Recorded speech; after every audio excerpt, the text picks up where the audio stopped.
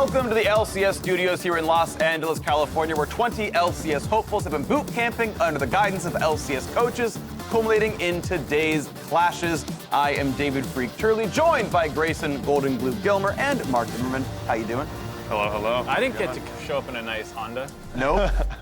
Your Uber didn't pick you up in a nice Honda? No, I'm very I didn't sorry. get one. I'm pretty bummed about that. You know, it happens. It's okay, though. We've got things to talk about. There have been some changes to the Scouting Grounds format, so here's a quick update on how we got the 20 players competing today.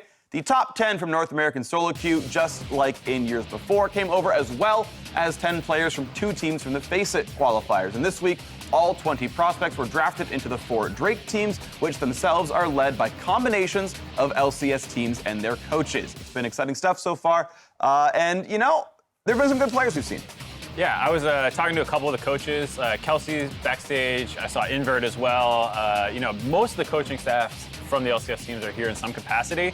The Inferno one is really interesting to me. Invert was telling me that none of those players have any LCS or Academy experience so far. They've had a lot of collegiate guys on there or people coming up from the Academy team. So that's a team that I'm really interested to see, because that looks like the freshest batch of players.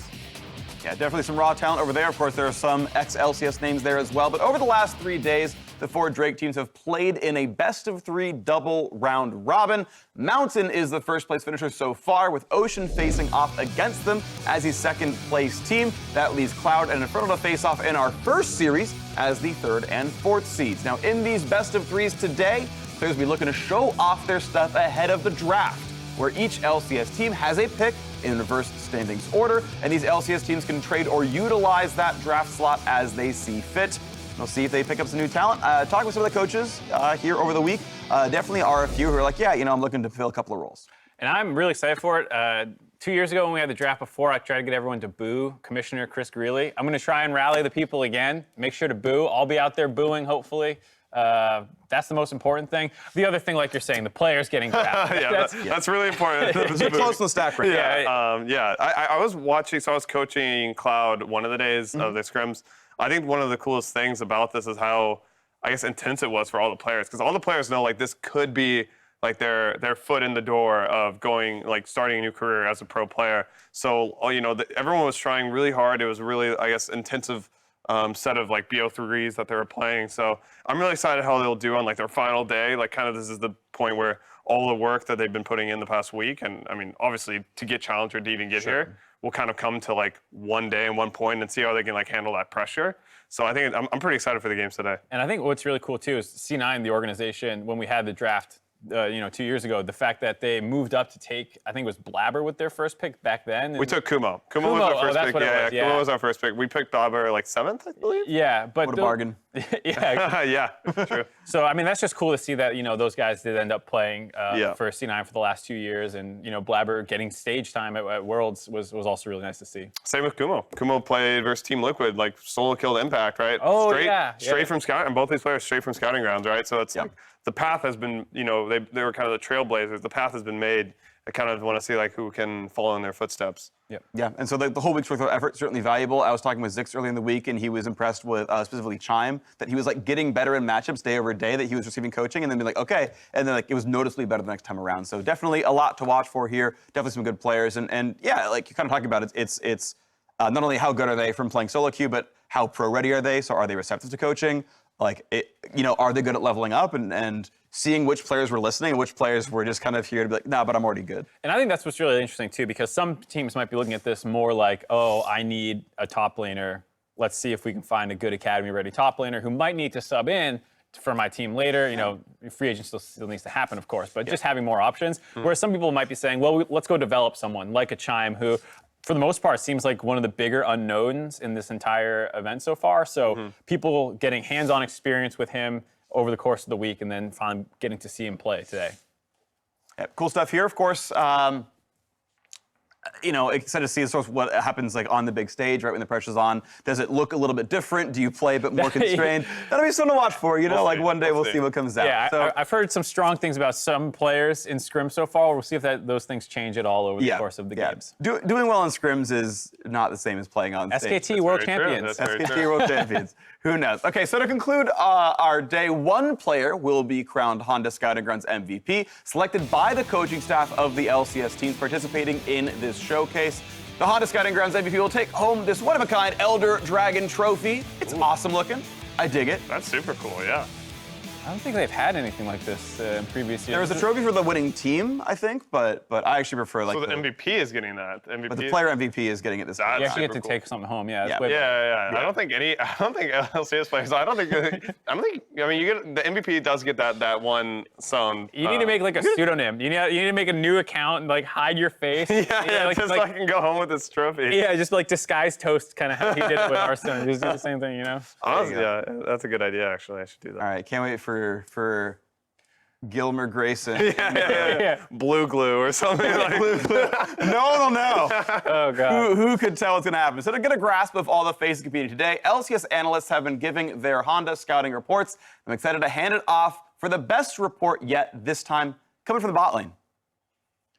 Thanks, Freak. I'm Freak with the Honda Scouting Report, and I'm here to talk about bottom lane, both the AD carries and the supports. So it's interesting because I'm going to start with AD carries, and in general, I would say the bar is low on a communication standpoint. Often, your job is kind of just to click heads and get your CS up there, but there is some level of communication you need, especially when supports roam. You've got to deliver what's going on in your lane. Now, the player I'm giving a biggest nod for here is Gorica in the bottom lane. He's actually a fresh bottom laner. He's normally a top laner, but he's a 900 LP player in Challenger, and he's been, as far as champion on champion come is considered, I think he's the best player here in the bottom lane. Now, as I talked about with comms, though the bar is a little bit low, he does need some work here. I was watching one of his matches on day 2. He's in a 1v1 lane against Ezreal, who hasn't based, has 1,000 gold on him, and no mana, and never calls, hey, gank this guy, I've got lane control. So that's the kind of stuff you need coached into the players, and I think he will improve over time. Again, he's been an AD carry less than a year, so I think he's going to really move on up, but there are some good players out here. For the support side, you've got a mixed bag, because supports, I think, do need to be very proactive. They need to get on the map. It'd be great if they shot call. Most of the supports I saw were pretty quiet, but people were giving up some information. They'd sometimes talk about how the lane was pushing, who they could help, where they're going, who they're shadowing. So that kind of stuff is really, really valuable so people know that they have support of their supports. The player I want to give the really big nod to here is actually Shady. I think Shady, of course, we've seen him in the LCS a little bit. He's got those extra reps. He's the most ready player out of the box. Another challenger player, certainly very good as well. And I think those are players you really want to give a look to. Back to you, Freak. Thanks, Freak. Great job right there, I gotta say. Amazing. Big fan of how well you did write that one. For you two, though, any players kind of stand out? Well, I think you were just talking about but you were all just talking about Gorka. We were talking about Gorka. I think it's really cool that he swapped from top to AD, because I feel like that's not a swap you see very often. I feel like of swaps that you see, it's usually like mid to AD, mid to support, mid to top, or like jungle to nothing. Top laners generally don't. Jungle to nothing is pretty freaky. Yeah, Jungle to obscurity. Legends of Runeterra. to coach. Jungle coach, Rainovers on stage. You're gonna be coaching. Oh yeah, you're right. That's a good one. But I think it's pretty interesting. He swapped from top lane to AD, and he's able to reach like 900 LP because it's such a mechanical intensive role. And I think the only overlap that those two roles really have is like you don't have to communicate that much.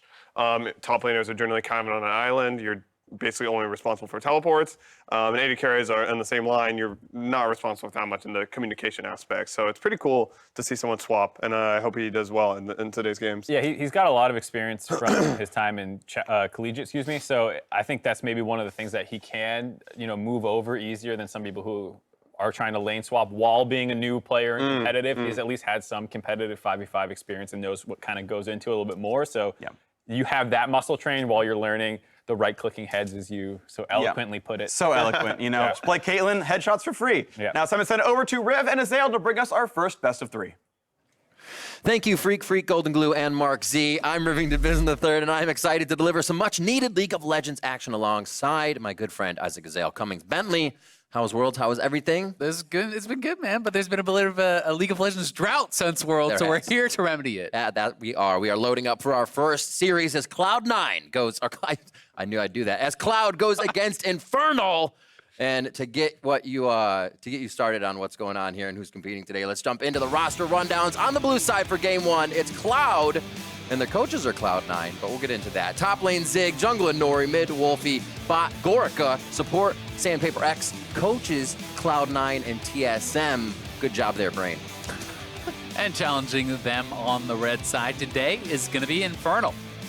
In the top lane, Misty Stumpy. In the jungle, Winston. Mid laner, 5 Fire. Bot and support going to be Evan RL as well as Gweiss. With coaches from Golden Guardians, EG, and Immortals all here to support. That's right. The extra resource, we'll see if it comes into play. This is the third, fourth match of Cloud versus Inferno. And honestly, coming into this weekend, I thought the team housing Zig, Anori, and the rest of these players would find themselves in the final. But as we see, it's much harder to come in and work with a team, but we've seen everybody trying to do their best this weekend, and it's going to be great to see what both of these teams can pull out here for this matchup. Yeah, and I think honestly, for these players, it's more about individual performance than it is about team results, right? Because you could actually be on the last place scouting grounds team, but be first pick in the draft. If you can really show a fantastic individual performance, these guys have had a couple days of playing together, but it is not as though this is a seasoned LCS team who's been playing together for months and months and months. These guys, some of them are pretty fresh-faced, new to the competitive scene, trying to learn in this environment is a very big challenge. And you do see at times, having watched the games throughout the week, even if there is a great individual performance, sometimes it can fall to the wayside if the team is not knowing how to play around that, not knowing how to enable that player and necessarily close out the game.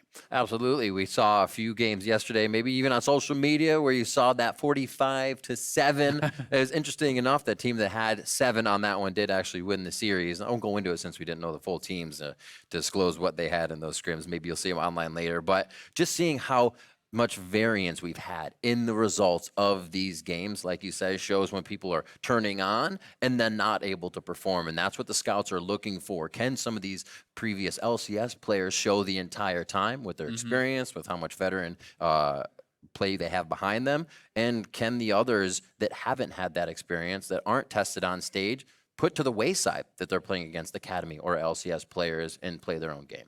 Yeah, I think that's a great question. And coming into it, people had high expectations for Cloud, as you said, because not only is it Inori and Zig, Inori was first pick in the draft, right? This is the guy that a lot of people were pointing to.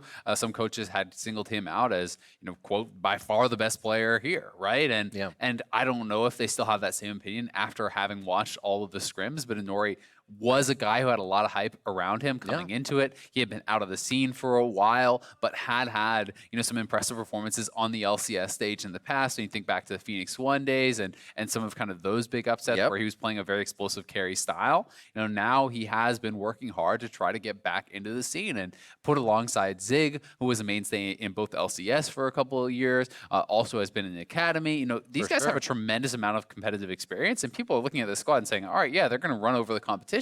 But it did not really come together for the team. And, it is really showing you that it is so much more than about just an individual at this level. You have to be able to play together cohesively as a unit. You have to have cohesive picks. You have to have a cohesive game plan and to be able to execute on it, because all of these players are of such a high caliber. For sure. And you get to figure out who is kind of the vocal person. As we were watching throughout the weekend, we'd know who was a bit vocal, who even threw a little bit of toxicity in there. It's interesting because you come out of an environment where you play freely. Sometimes you'll do whatever, but that will creep up. That's not what you want to show to a team. They don't want to see any of that kind of toxicity coming into a game saying, we should have done that. It's more, let's look forward in what to do. So every aspect of what these players are doing, it has a magnifying glass on it. It really does. And I think, as much as people are going to kind of laugh about the toxicity comment, it's very true, right? There's a ton of coaches here. They're evaluating not just what they see in game, but also how these players take feedback, how they react when they're put in stressful situations. Are you actually up to the task mentally? If your team is having a bad game, are you still focused on the win conditions? Are you looking forward to the next thing to do? Because, these coaches, not only are they watching the games, but they're listening to the comms throughout each and every game. They talk to the players previous to the game. They will, break down what they want to see from the players that game. And then they're listening in to see, hey, are you executing on this? Are the comms clear? Are you actually communicating what needs to be communicated? Are you staying focused on what you need to be focusing on at all points of the game? And that is something that the players are really being judged on. And, to look over to the Infernal side a little bit, I had spent a lot of the week actually watching the top laners. We kind of broke it down between a number of different casters, all right, to just kind of study some of the different positions. And Misty Stumpy was a guy who actually really did impress me. I love his play. His lane phase, I think in particular,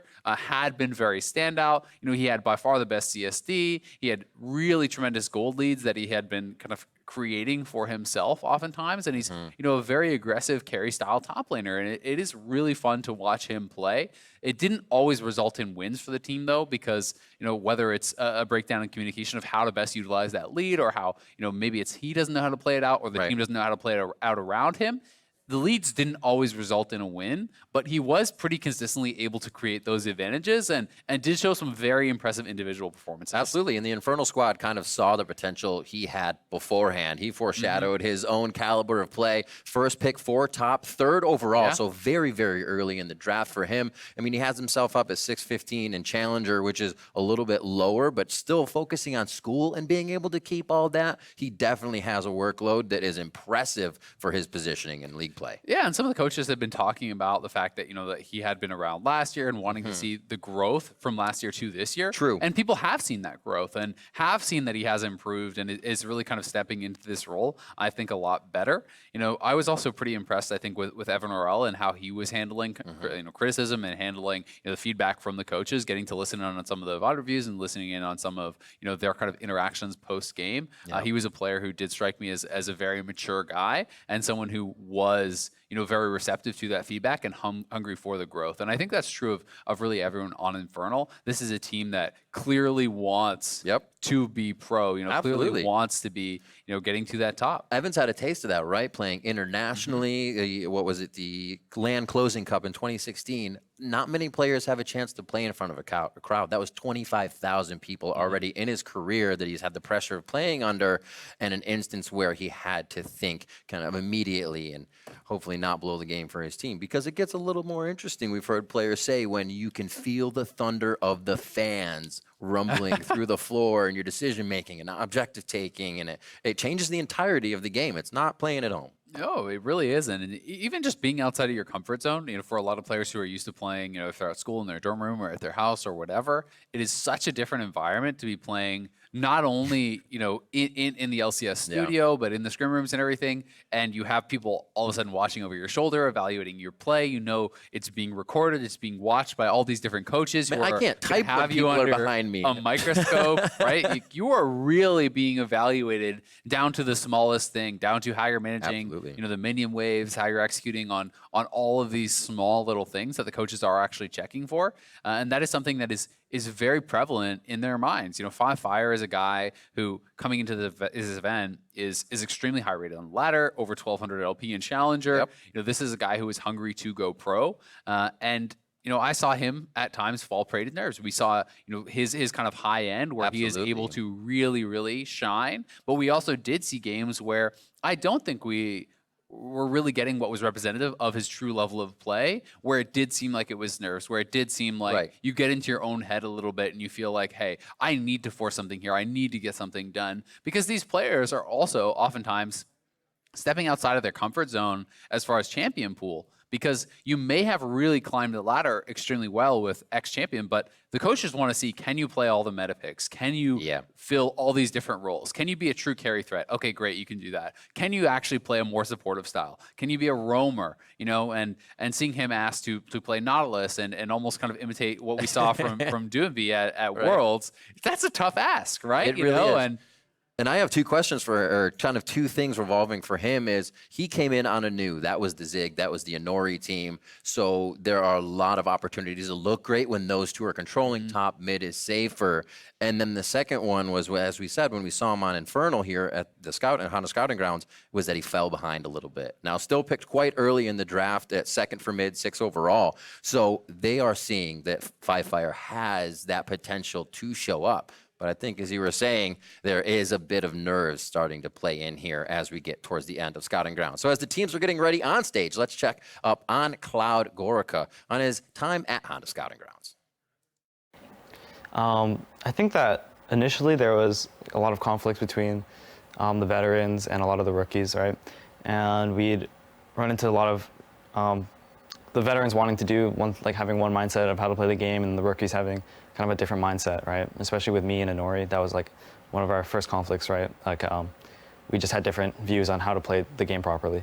And I think eventually I think on the second day, after our third loss, we talked with the coaches, and we kind of sorted out our differences, and we're able to be on the same page pretty much moving into like the next few games, and we actually were a lot better as a team because of that. So I think it's pretty cool now that you think about it, like, because they are really experienced in the end, right? And then this is scouting grounds, they played LCS, they played Academy, so you can really rely on like their leadership and their experience when it comes to those like kind of clutch moments in game. It's really awesome to hear that, because obviously there has to be a bit of give and take in you giving up your style of play and accepting the way that everybody else is going to play. It's super difficult. It is really difficult, especially when these are habits that you've developed not over the course of days, as they're trying to do here, but over many years, right? It's a lot of these guys have been playing League of Legends since the beta, and since 10 years ago they were little kids, and they were grinding all of these years to get to the stage where they are some of the best players in the region.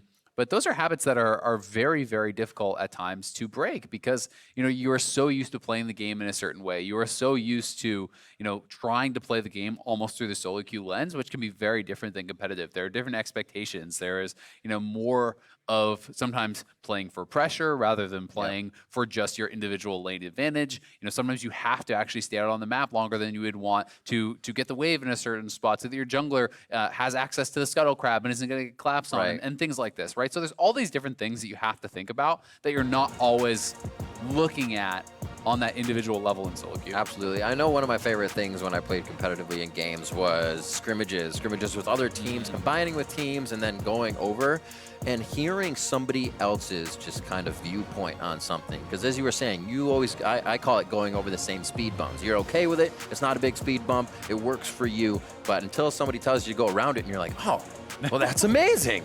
That's way better. Sometimes you don't come across it. So it's really cool to be in this environment and see how much you can learn. We're into picks and bans for game 1. And with all the pressure that's on these guys, right, that can be very, very difficult. When you want so badly to become a pro player, you have to impress these coaches. You have to impress some of these pros like Golden Glue and Turtle and Blabber and all these guys that were stopping through. Diamond was here, and Treats, and so many different players who are watching and evaluating you. And impressing a player like that, impressing some of these coaches, can lead to opportunities to get into the pro circuit, to get into Academy. So these guys know that there is a lot on the line for them, and as a result, the stakes are going to feel higher. There's going to be a lot more pressure. We'll rotate around. What will Zig decide for the top lane as we get on the Cloud side here? We'll definitely expect a strong composition for top and jungle, I believe, so Zig and Inori can work together. Those two quite on the same level and probably thought process of going over this weekend so far. Yeah, I'm not sure if we're going to be jumping out of champ select there or not. I don't know if that's just a graphical error, but I think you looked cool. I think it was cool, Timo. Little pencil drawing on that Timo there. Right over in black and Diamond. white pen. Your coach is there behind for Cloud. Yeah, so Greg is going to be locked in here for Inori. Does give him the ability to be pretty proactive early on. This is a player that really all throughout Scouting Grounds wanted to be playing aggressive, wanted to be looking for individual plays, and this is something that is going to allow him to have the ability to do that, and also sets up well for your solo lanes, as so many people are wanting to play these AD flex solo laners these days. We've been seeing a lot of things, like the Aurelia, the Jace, and so on, and it does give you a more diverse damage profile with the AP coming out of the jungle. They're taking their time on the Cloud side. We have a lot of engage here coming in already from the side of Infernal. You know that's going to be followed up with the Rise and a few other things. So pick a composition that might be able to disengage until you're safe to fight. Syndra can do that beautifully. And what do we have for Wolfie here to pick for the rest of the team? Yeah, and Wolfie, I think, is going to be very comfortable on Syndra. Syndra, in general, seemed to be a pretty popular pick throughout Scouting Grounds. A lot of these players really do kind of have Syndra as their comfort zone. It's something that is going to have strong early and mid-game pressure, is going to be able to play well around 2v2, and is going to leave them feeling pretty safe no matter what the matchup is. The Rise can be flexed between mid and top. Misty Stumpy did turn in some pretty strong games on the Rise himself. I did see one game where he was up over a flame horizon ahead of his opponent and really taking over on that rise. It was actually in a loss, but has turned in some impressive performances. So that's a backdraft. We'll have to That's see. called the backdraft.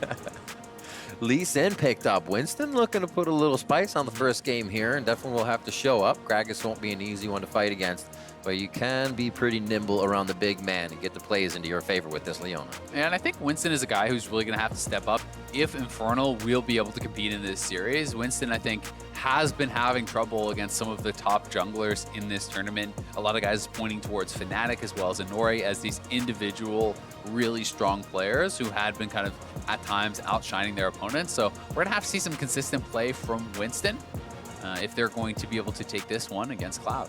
A lot of what he has had is the collegiate play for Western Ontario, as you would know his name from. A very powerful team in the collegiate scene. And we are on the second phase of bans through some supports at Sandpaper X on the bot side. That's SPX for Cloud. And right over towards Evan RL, taking away his Sivir. Yeah, so banning out that Sivir. There is Xayah off the table. We see Lucian banned out, Kaisa taken away. So they are trying to ban out some of the kind of more aggressive, engage-heavy style of options here for Evan RL to go alongside that Leona. Ezreal, yes, makes sense as far as a pick. He but loves it. It's kind of opposed to what Leona generally wants to do. Ezreal is more of that kind of farm, play it safe style of champion, whereas Leona really does want to go in. What this may allow them to do, though, is have Evan RL try to hold the lane in the 1v2, try to allow for opportunities for Leona to go elsewhere, or to just have some strong gank assistance here for Winston on that Lee Sin, and try to group up with him. I think it's a super good idea that you brought it up because Inori is kind of a feast or famine guy. You give him a few kills early and he will run the table of the entire game. You take him down and he has a hard time getting that path back into the game unless somebody else can help facilitate it. We have a Rakan for Sandpaper X, and what will be on the top side, Zig, a tried and true Jace for himself among a lot of the champion pool that he has, but that's a good one if it does go to him. Yeah, Zig has so much experience on this champion. Throughout the Scouting Grounds event, I did see him really take over a number of games on the Jace. Now, this is a champion he's been playing for so many years with LCS experience, with Academy experience, and that difference did show to be pretty big in some of his games. He knew not only how to get a lead, but how to maintain that lead. And this is looking like the Malphite top as a counter pick into that Jace. You can go Q-Max, play Comet. You can also go more of the kind of defensive masteries if you want. Lately. Yeah, there's quite a bit of it in solo queue these days. People playing it with Predator also and looking for those Predator engages on the Malphite. So going to be interested to see if he wants to go more of an AP route or just build a lot of armor more for that 1v1, because Malphite can survive in the early levels against someone like that Jace. And if you are able to get through those early levels, you can get tanky enough that Jace really doesn't have much going on in that lane anymore. You cannot push out that Malphite, and Malphite is going to have such strong team fight potential. And if they plan their backs correctly, the 3 teleports for Infernal could come in big. You're going to have Ezreal farming, so safe against the aggression that could come out of that Kaisa lane, as well as a Ryze TP in mid and a TP for Malphite top. So it should be a pretty omnipresent map game for the Infernal side as we get into it. Coaches will shake hands. Rainover's like, I have a coffee. Not right now, thanks. And Nero just left him hanging. Nero didn't shake his hand. Rainover's still there. Zig on your screen there preparing. Zig and Nori Wolfie on the going down that side with Gorica and Sandpaper Axe. Infernal has Misty, Stumpy, Winston, Fire, Evan RL, and Gweiss. Not necessarily matched up with the screen, but we'll get into game and we'll give you a little idea of where these players come from, what they've been doing in Scouting Grounds, and then the story they're going to write themselves of what will happen this series. A third place match here for the 2019 Honda Scouting Grounds with Rivington and Azael, and it's about to be live. I'm excited to get onto the Rift for this one. Like we said, we had a bit of a lull in league action after Worlds. Let's get right back into it.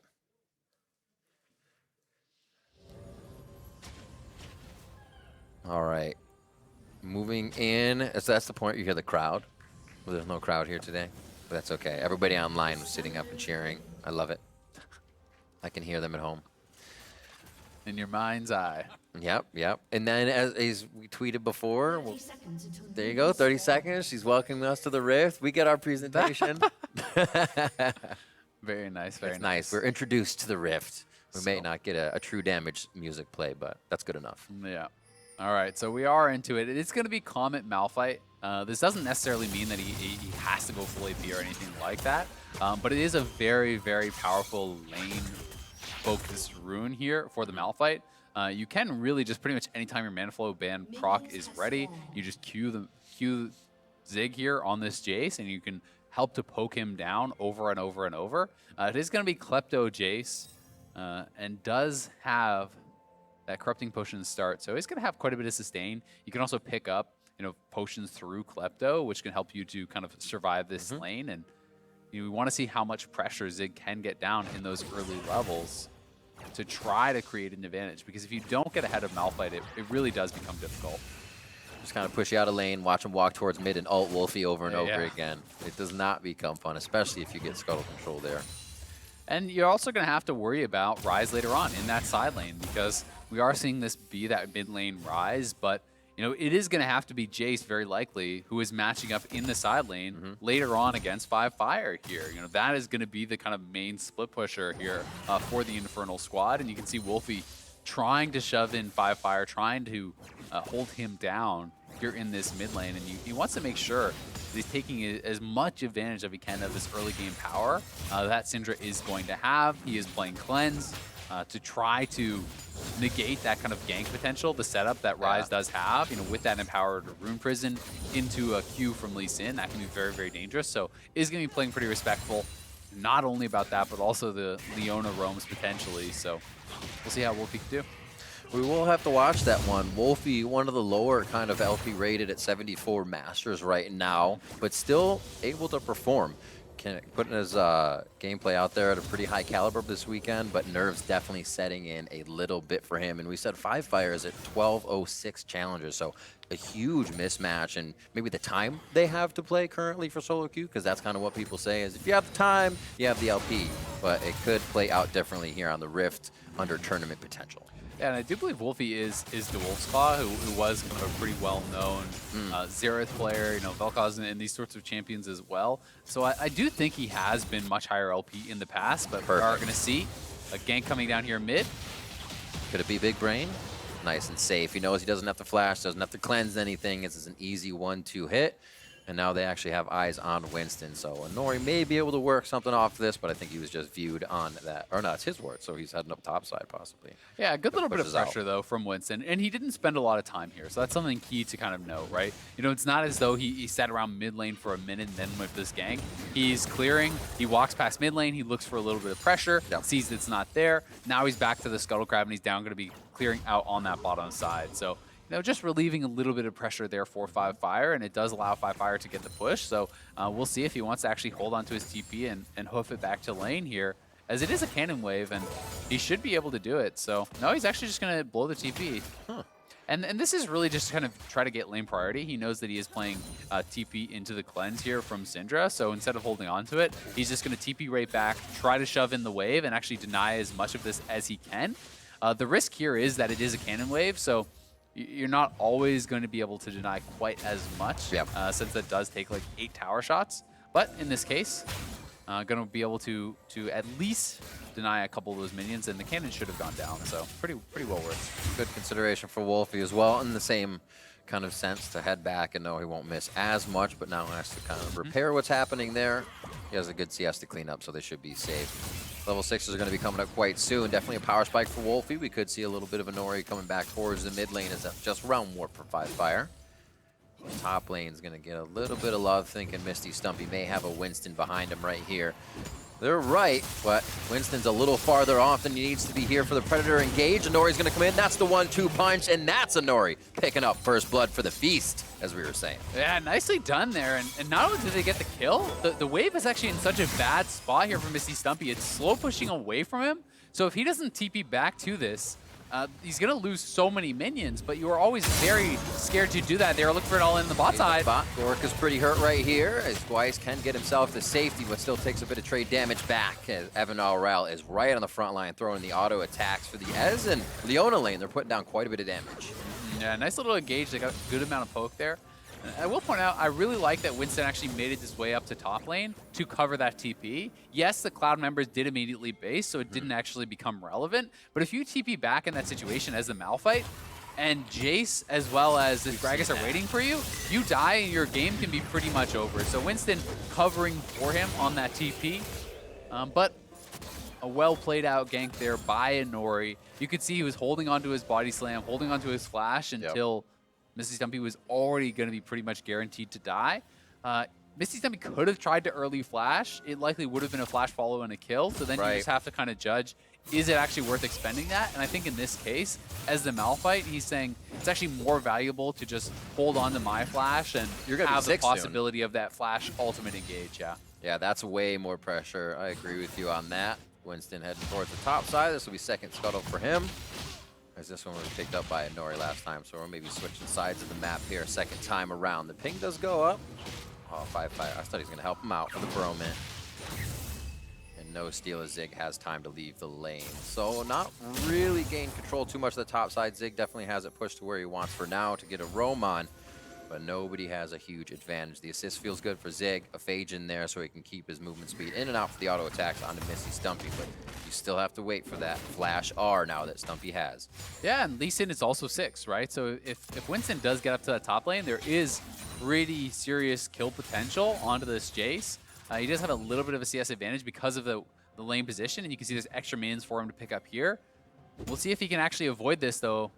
Flash R, you have to be very quick to react to. Zig does have his flash, and he saw Lee Sin, so he should back off now. If he was paying attention to that minimap, Lee Sin did show very briefly, and yeah, Zig playing it back far. They should know this is warded out, so it's not going to happen. Straight in, Sandpaper goes in hard, and that's going to be the help to get the kill over to Gorica. Whoa. Twice gets knocked back by the cask, and they're not going to be able to pick up the Leona. Too tanky as we get another fight in mid lane. 5-Fire feels like he can put some damage down to Wolfie. A nice dodge to get that Q damage. Fizzled out, and it looks like they'll just trade in minions. A little weird positioning here for Wolfie, but it seems like he's trying to bait the team up for assistance, and they're going to be able to get some Drake action going on here to get a Cloud for Cloud. Yeah, it should be a pretty easy dragon. We'll see if they want to try to contest it.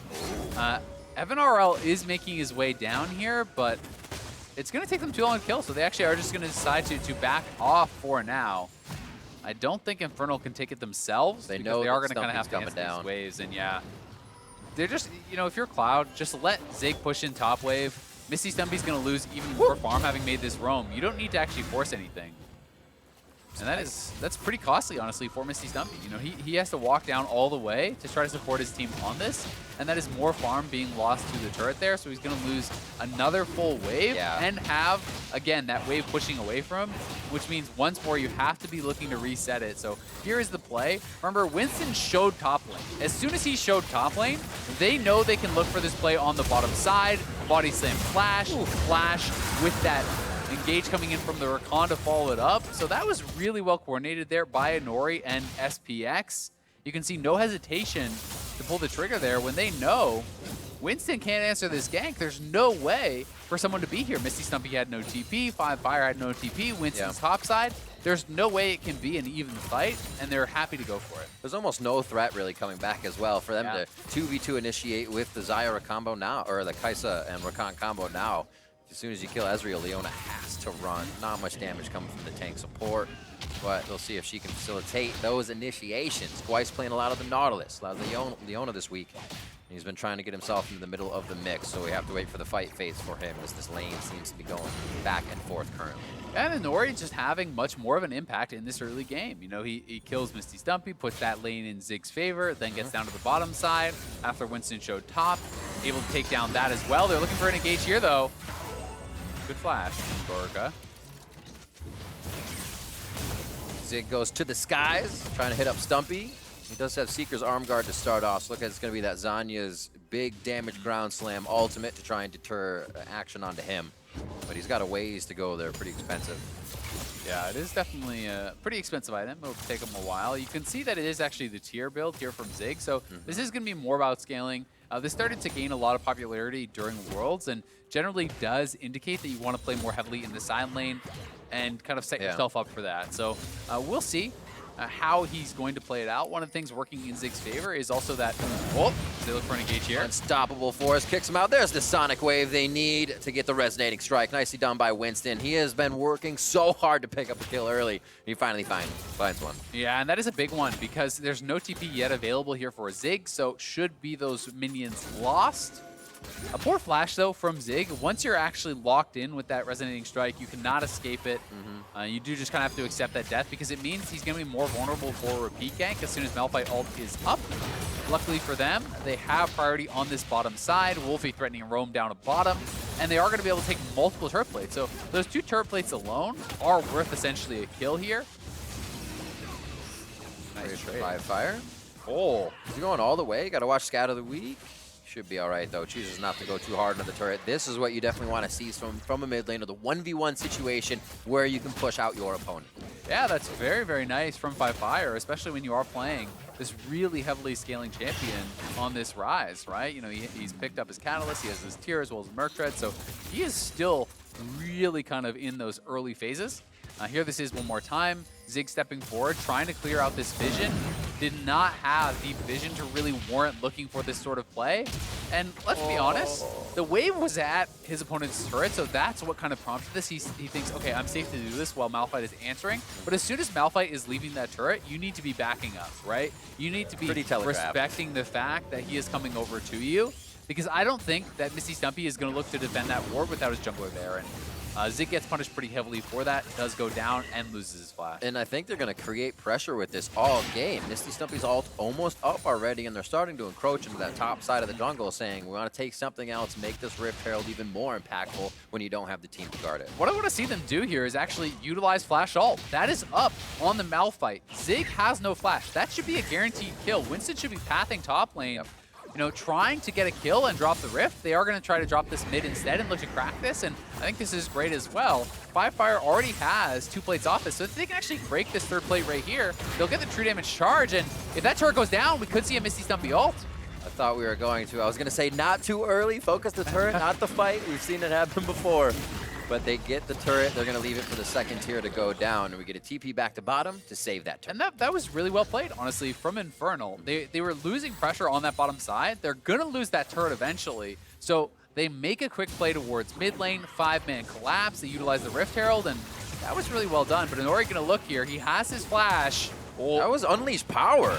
Blowing the flash as well. Can he get the Realm Warp in time? And it looks like it's going to happen. Jukes out his opponents, and FLICKR is playing pretty spicy right now and getting it to go in his favor. Yeah, playing very well. You know, getting the ultimate out, getting the flash out of Inori is really, really big. Inori just underestimating the amount of distance that he could kind of separate himself with the Phase Rush active. You know, once that Phase Rush is up, Ryze is flying out, and Inori didn't have vision, but he thought he could still close that gap. You mentioned it earlier, too. The early Merc Treads coming out. It looked like Unleashed Power kind of even tickled Ryze this early into the game. Yeah. So hopefully a level 11 soon for Wolfie. There's a bit more ability power in the Blasting Wand, so that should put a good sting on the next person that he hits. 2-1, as there have been a few kills this game, but a lot of just junglers kind of approaching, finding each other, figuring out the map, and then not being able to make anything happen due to vision on both sides. And they have sent FLICKR now down to this bottom lane. So Ryze is going to be kind of holding down here. Because they have Cryo on this bottom side, the mid lane turret is down. They can move towards the dragon. And if FLICKR can kind of hold onto this turret for a while, they're going to be able to get priority elsewhere on the map. And Misty Stumpy, knowing there's no flash. Double ult. Whoop. Just missed the shock blast. Unfortunate. Misty Stumpy's going to live on this one, so the rinse and repeat does not work for Cloud. But they are able to get the Inferno, or the Drake, I should say, on the bottom side of the map. Double Cloud here for Infernal. Good little bit of pressure, though, and again, getting that summoner out. They are going to TP back, and they're going to see if they can actually catch someone on this recall. Zig has no flash still.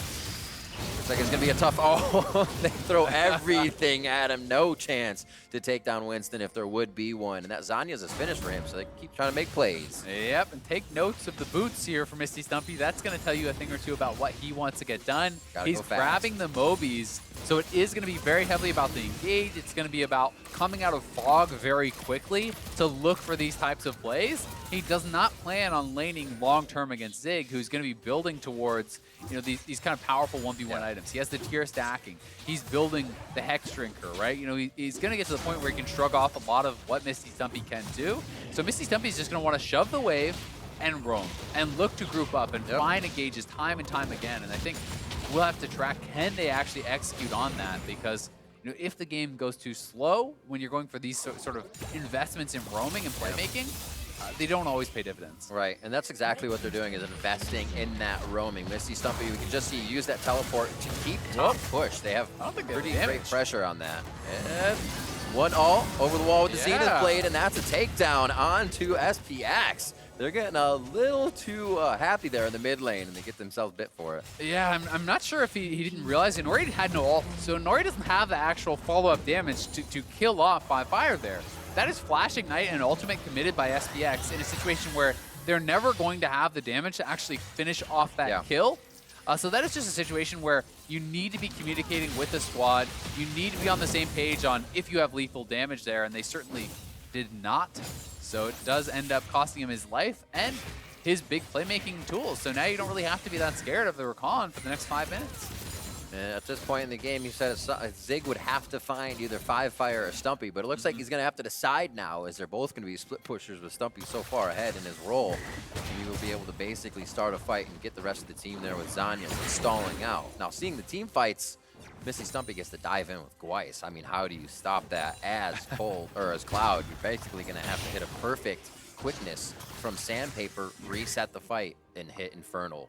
Yeah, and we're going to have to see really good usage of the kind of cooldowns that are on the other side to answer, right? When you're looking over at Gorica, can he actually get into that supercharger with Invis, you know, avoid some sort of engage, sidestep a Zenith Blade. You have the ultimate to try to dodge out from abilities as well. You have the flash. These have got to be things that you're actually using really well in combination with Inori to disengage fights, and they're going to go in. FNRL jumps back. He's a little split from the fight as Inori goes gold. It looks like he could go down fast as well. Scatter the Weak comes out. Misty Stumpy dodges the Unleashed Power with the Zanyas. He's been holding a kill from Zig, though, as he finds the back line. That one's actually going to go over to another one. 5Fire picking one up for himself as Weiss looking to help the team. They want to stick together, go the good communication. Zig back in, the flash from Winston. He wants to get back in the fight, kicked out with that Dragon's Rage, and now there's the Mystic Shot they needed to pick up another kill. Flashes forward, 5Fire wants it, and he gets another one onto Wolfie. Yeah, they're going to get 4 kills in that extended play there. Infernal running over the fight.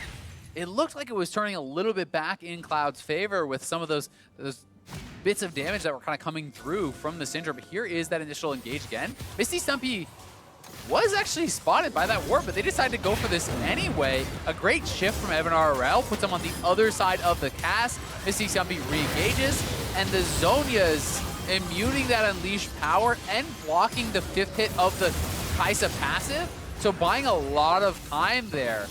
And it's here that it starts to turn around a little bit, because Wolfie is doing a good job sidestepping, hitting multiple members, you know, with that Scatter the Weak. But Weiss comes over the wall, you know, gets the stun. Wolfie has to flow out those cooldowns, and 5Fire just simply waits for the next round of spells. He knows he has flash and is able to pick up that kill. Love the way that was played by Misty Stumpy, knowing, hey, my abilities are down, but I'm still a tank. Put yourself in the direct middle. Oh yeah, Zanya's out on ult, still able to provide for the team, not walking out and waiting for cooldowns to come back up. Yeah, and that's the playmaking of the stasis, right? You know, you draw so much threat diving into that back line that all of a sudden all eyes are on you, and if you can actually get an effective stopwatch or Zonia's off, then you really can kind of act as that pseudo tank as you're talking about, right? Because he's very squishy. If he just straight up tanks we that saw it, damage, he will get popped really quickly. So you have to be on point with how you are engaging, and timing that Zonia's really, really well. Ooh, Zenith Blade carried with a up, no though. body slam. In comes Gweiss as well. Misty Stumpy's into that fight, and this one's going to be a big Bash Brothers. But is there enough follow-up for the Bash Brothers? It is not. Stumpy and Gweiss go down, and now Infernal has to reset and figure out how they're going to control this power. Yeah, it looked like it would have been a great engage there from Misty Stumpy, but your Ryze and your Ezreal are not really in position to actually follow up on that, right? So you're a bit too far ahead of the rest of the team, and even though it was a great ult, team's not there, doesn't end up being a one fight. Flexing their muscles on the side of Cloud. not too many minions to push in that mid lane. As this happens, I mean, they just lost 2, so to be able to get Drake still feels great. 3 Clouds coming up, Infernal versus Cloud. It seems a little backwards, but it's happening. We'll see how fast this speed puts them around the map. Gets Misty Stumpy with his Moby boots to the next position. He can be everywhere now. He's going to have like 500 move speed. He's going to be flying. With triple Cloud plus Mobies, you are going to be really, really cruising. So, I mean, just look at the minimap. Look at Malphite running down bot lane. Like, he is really going fast. Yeah, 501. Yep. You're a genius. There you go, 501 Look at on that. point. Big brain. So it does make it actually a lot more difficult if you are pushing up very far, but let's track this one more time. So FNRL is in the area, but you can see how far back he's kind of playing it. And then if you are going to look for a flash ultimate, you are now so far away from the rest of the squad, and FNRL is trying to walk around the outside because there was a cast there, because there was an orb on the ground. I think he wanted to play a little bit more safely. Yeah. Perhaps could have played it more aggressively and tried to shift forward alongside the rest of his team when they were going in, but you need to make sure everyone's on the same page to follow up on those engages. Otherwise, you know, Malphite can look pretty silly. You can imagine what Fire would just be screaming excitement to be able to hit everybody with Spell Flux in that area and just do some damage. But like you said, they got to be together. There's a big, big gap that Misty Stumpy and Gweiss can create that they have to communicate on. Yeah, and Inori has really good disengage here too, right? So if you're trying to dive backline, Inori can drop an ultimate in between the front line and the back line, spread them out. If Malphite has used all his spells and it's just him and this Leona in the front line, well, guess what? There's no more damage coming through, right? So if you survive that initial engage and you ult out the Ryze, you ult out the Ezreal, well, now you can just fight front to back and kill off these guys before the rest of the squad can get there. Basically, what has to happen, so much crowd control that Fire runs free in these fights. And at 3-0 Ryze, Cloud really doesn't want to take a fight right now. Yeah, I mean, Ryze is way ahead, right? Because not only is he up in farm, he's up a level. Yeah. He is up in He's a big CS boy. and kills. So he is going to be very, very far ahead of Wolfie as far as the gold lead goes. And it is going to give you side lane priority probably from now until infinity. Like, no one's going to actually be able to 1v1 the Ryze in a side lane. That Fiora life. Yeah, I mean, that's the problem when you fall behind one of these kind of scaling side lane champions. There's not really any point where you get to catch up. It becomes about the playmaking and the 2v1 situation. So is there a time where, or are we actually seeing Infernal not using that playmaking? Are they still in a good spot, or should they start to actually split that Fire power with Misty Stumpy on other sides?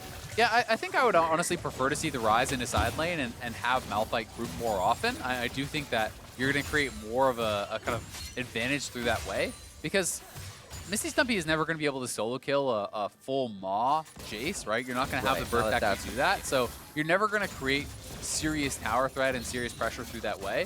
The reason that they are not doing a full 1-3-1 is honestly because you have to look at the engage that's on Cloud, right? And they are worried about the fact that Rakan comes out of Fog with a flash RW. You know, you see things like the Body Slam flash coming through from Inori, and if you get caught out whatsoever there, Kai'Sa's right there too. Kai'Sa follows up and you're dead.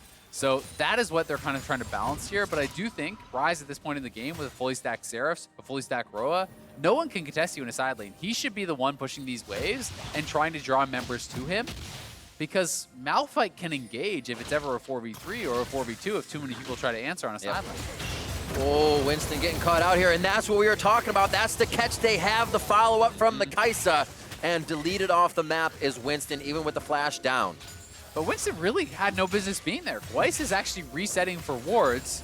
Your AD is mid lane. You're just in this solo mission, but they're going to look for an engage, and Nori is gone. Feeling a bit too comfortable after taking one down. You still have to remember the initiation on the other side of the map. Zenith Blade flash forward on Sandpaper. He goes for the battle dance back, but he will not be able to save anyone. This battle, 3 down on the side of Cloud, and a push from Zig in the bot lane as Baron in the eyes of Infernal. Yeah, Winston gives up an easy one, but it is going to be Infernal catching multiple members afterwards, and they are straight onto this Baron, jungler or not. It's going to have to be a hero play here from Gorica and Zig. They're trying to get over. Misty Stumpy is TPing back. It is right now just this 2v4 situation. 3,100 HP, Gorica and Zig could have it. Zig gets caught up, a little bit of adaptive shield there as it comes up from his maw on the magic resistance, but it's not going to work. Infernal's going to be all right for now. Almost a kill there coming up from Gorica. That would have been a nice hit to get some of this shutdown gold at least. 602 for Fire at 700 bounty. I'm sure like 1,000 bounty, you should walk slower just because you're encumbered at that point. my word, they're able to turn these fights around and get back for some good positioning, even when Cloud tries to send them for a loop. I mean, Zig is pretty strong here, but he just gets too close, and you're going to get the Empowered Room Prison down. That CC does let him knock him down. Gorka playing this well, though. Look at how much damage he was actually able to get out. Was that last Q I don't think he saw coming over the wall. If you can actually flash that Q, there is a possibility of maybe making something magical happen there, but would have been really, really tough. And I do think he played it well to get that amount of damage down. But, just a little bit of sloppy play from either side. Right. Jungler's kind of getting caught out, donating it over, and it was the more dominating win from Infernal because they were able to get multiple kills off of that engage from Misty Stumpy, which leads to so much more. It leads to that Baron. You now have a death cap Mel fight. You now have, Yikes. The Rylai is fully completed here on 5Fire. The items are coming through for all of these guys, right? 3 items completed for Ezreal. The Zeke's is done for Gweiss. They're in a full position where they're going to be very comfortable to fight. You even have a couple stopwatches to their name. Very tough stuff. Cloud doing what they can to clear out the vision. They don't have it all, but they still want to get the fight. If they can take one down, make it a 5v4. Misty Stumpy's out for 45 seconds. Winston, having RL on the right side. 5Fire's just below the red buff, and he's going to start delivering the power. Here he is, Machine Gun Rise. Gets to the front line with a fast forward. Oh, the Spell Flux pop! And that's the rest of Cloud as they drift off into the sky. Zig's going to be chased in by 5Fire's Realm Warp as he is just walking the wrong way, trying to get the minion wave away from the turret to do as little or as at least as much as he can before he's chased out. Yeah, trying to just deny at least a push in that mid lane, but they have minion spot. They are going to be able to get at least one inhibitor, and it was like fish in a barrel there for 5Fire. All of the cooldowns were actually used from Cloud onto Misty Stumpy. They were able to burst him down before he could get Zhonya's or ult or anything off. So the initial engage was good, but when you are so far behind and you have to commit that much to a member such as the Malphite, who's really just one round of spells, well, Ryze all of a sudden is free, and this super fed Ryze got to stand and fight and got to have all of these clumped up members See it again. just getting ricocheted. So again, I like the initial look for the play here. If you don't kill off Malphite instantly, you're not going to win the fight because the turnaround is going to be good. So, strong engage here. They knock him down. Gorica dives in, but now it's all about the Ryze. And they don't have enough CC to actually keep him out. You can see Gorica buying a lot of time in the back line, and it's at this point that 5Fire finds the angle. Remember, he has Rylai's already completed, so chain slows. The Spell Flux Q's coming through, spreading around everyone, and ends up being 4 kills for Infernal as they have full control of this game. Every objective so far. Winston checking with Sonic, could lose himself. Cloud is looking for the one and done kills. That was the quickness coming out from Sandpaper, so a little bit of initiation now gone for Cloud as Infernal pushes down mid lane. There are 3 Cloud Drakes pushing them even faster with an Ocean to boot on top of that coming into the late game. Yeah, and Ryze is in that side lane now. It's that 4-1 setup. The bottom inhibitor is already exposed. They knocked down the turret on the push before they did reset, so 5Fire are going to be working on this, and Misty Stumpy threatening with this flash ultimate. You have got to be so careful. If you are He's waiting for a the squishy group. member and you get caught, you're just going to be dead. Oh, give me 3. That's right there. There's 3 squishies right on top of each other, but that means you have Zig and Inori deliver damage as well. You have to be careful. This is why they're pros and I'm not. Mid inhibitor now being taken down. Looks like they're going to play it safe. They want to get the initiation out of Cloud first. And they're just going to make sure they get it and get everybody out and home. Yeah, and they just kind of bleeding them out, right? Getting both of those inhibitors, no need to actually fight for it. They move back and forth between those 2 waves. They utilize the pressure from Ryze in the side lane as well as the Realm Warp to then get back to mid lane and actually take down that second inhibitor. So very well played from them. And now it is just one more lane of inhibitors to crack. They're looking like they want to group 5 top, and you could have Ryze in that mid lane pushing in some of the waves, but really all you have to do now as Infernal is allow the super minions pressure to draw members from Cloud, and as soon as it does, you walk forward as 5, and they should not be able to actually answer when you're down 10k gold with these sorts of items already completed. My word, it's so much damage from Ryze right now. Yeah. He's so big. Ryze is a big boy. Double Zhonya's as well. You can't have a full focus.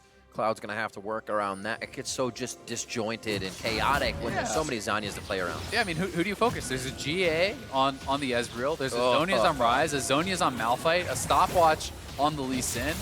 It's very, very difficult unless you can insta-kill someone right off the bat.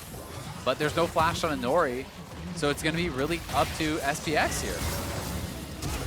Nice pushback from Wolfie on Scout of the Week there. SPX and Inori are in for a good bit of damage, but the follow-up may not be there. Gorka's getting messed up by the minions. He doesn't have the pathing anymore. It's going to stop him from getting back into the fight. Evanor out flashes over the wall into two of them, knowing the team's going to be behind him, but they're just adding the pressure. And it looks like Infernal is having a hell of a good time realm warping themselves into the base, or teleporting, if you will, with the few that can. And they are going to be taking down the Nexus turrets for game 1 of this best-of-3 series. Strong showing here in game number 1 from Infernal, and you've got to give a lot of credit here to FLICKR, who had a very, very strong game, but the team looked really, really coordinated. Everyone did step Absolutely. up. I think the picks made a lot of sense. They have powerful forms of engage. Malphite is able to kind of answer this Jace very well in that side lane, as well as have some pretty effective teamfight initiations. Winston, besides kind of really getting caught once by the Baron, he played a great game as well. So I honestly do think that this was an impressive showing from Infernal, sure. and it did feel like pretty much the whole way through, they were the ones kind of dictating the pace of the game. And we even saw Inori getting that first kill. We usually see that. I say feast or famine. And he kind of wasn't able to get more because they saw Infernal saying, wait, that's Inori kind of getting off to a great start. We need to back it up. But we also saw what I thought was interesting was that bottom lane of Ezreal and Leona, as we said, it was kind of a mismatch, still going in, still taking fights, finding comfort in that lane. So I like to see the versatility we have from coming across the map, and we'll have to see if Cloud can bring it back. Now, to share their thoughts on game 1, let's head back to the analyst desk. Thanks very much, Riv. Infernal took game 1. They were the lower seeded team. I believe they were 4th seed coming into the day, but they struck first. And one thing we want to do with this day and this analyst desk is actually focus on individual players. It's less about which team won the game, because the teams are all going to dissolve anyway. Like, the teams don't really matter. It's about the players and can they step up and can they do something good. And we wanted to focus on FLICKR in this game. We chose before the game started. We were thankfully blessed with he was the right player to look at on that rise. He popped off. Yeah, when we saw the draft, we kind of knew like this was going to be one of the highlights to watch. And also, you mentioned the teams. Infernal Dragon is quite OP, so it's not surprising that they won. Oh my! With 3 Cloud Dragons. Had to fit that in there. Yeah, but no, FLICKR really was playing actually really, really well. It's a tough lane matchup for Syndra. He went up CS versus the TP or the cleanse Syndra, and all the team fights he actually played really well. I thought positioning was always on point. He was doing like a lot of damage while also keeping himself very safe, and he also went for a couple skill checks. As we'll see later, he fought Gorka in a 1v1, and here he's using the ult to reposition his team. I was really impressed with his Rise gameplay. Yeah, I think taking the first turret mid was really impressive considering the matchup, like you were saying. And I think some of these plays, like he's going for it. Yeah, I like that. He's not playing scared, which I think is something you have to worry about with a lot of these guys being their first time on this stage and how much different that can feel. But he started that fight. Yeah, started that fight, got the pick off, and that was after they lost their lead. So that was really big to make sure that they don't lose control. And I think this actually led to their Baron. So a lot of these plays and fights, you can see either him starting it and getting the kills or ending it and getting all the cleanup.